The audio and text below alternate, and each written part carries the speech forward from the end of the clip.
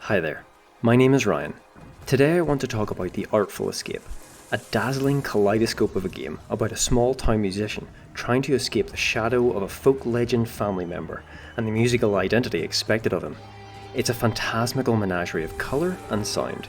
This is a game that deserves to be played loud. One of the things I find interesting about The Artful Escape is how the camera moves cinematically through the environment.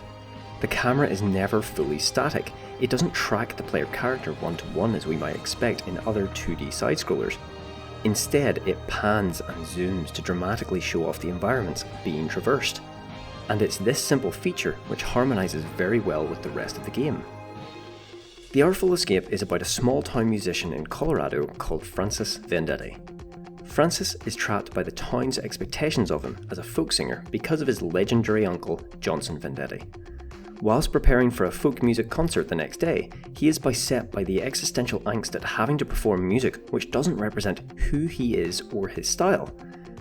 Francis has interests in science fiction and glam rock.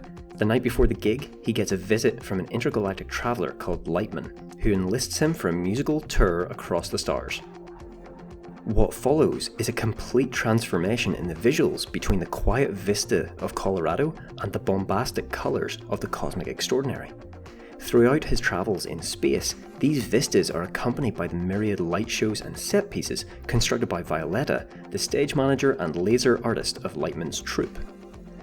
The bulk of the game requires the player to move from left to right across a series of environments, holding one button to shred the guitar as they go. Every now and then the player meets a character and must engage in a short rhythm game where they repeat notes given by that character. My focus is mostly on that traversal because it's there that we see the detached camera movement. Camera movement is of vital importance to games. If it doesn't show the player's movements and actions, then it can get frustrating for the player who needs the most accurate feedback from the game system about their play performance. There's fun examples to point to where camera control in the 1990s Resident Evil games was fixed and obfuscated looming threats because this added to the unknown fear and claustrophobia of what was around every corner. A lack of information and feedback can really suit certain genres. In 2D platformers, this isn't really the case. Taking something like Hollow Knight, the camera dutifully tracks the player's movement through the space and keeps them centered. In some cases like boss arenas, the camera is fixed and the player moves around the space without the camera following. This is to frame proceedings and make sure the player doesn't miss out on special boss actions and movements, but for the most part it's advantageous to have player motion in 2D platformers tracked to the center of the screen. The Artful Escape is somewhat freed from this necessity. It doesn't need to center the player character because there is little challenge in the traversal. The camera is free to wander to show us the astounding visuals because the player doesn't need immediate and accurate feedback from a performative perspective. Because Francis's performance is auditory in nature, there's a freedom to explore the space beyond the player character without losing that sonic splendor. So the camera is able to wander and take in the extraordinary vistas of alien worlds and their inhabitants.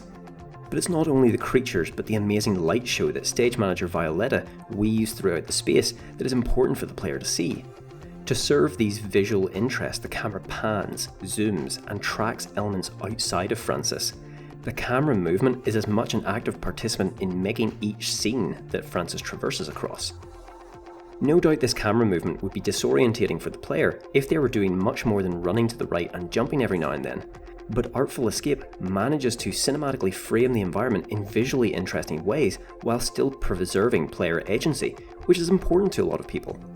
Whilst the pace is altered and slowed for dialogue sequences in the Artful Escape, player agency isn't rested to show the player certain things. The frame is moved to accommodate both player and the spectacular environment. This wandering camera communicates two different things to me.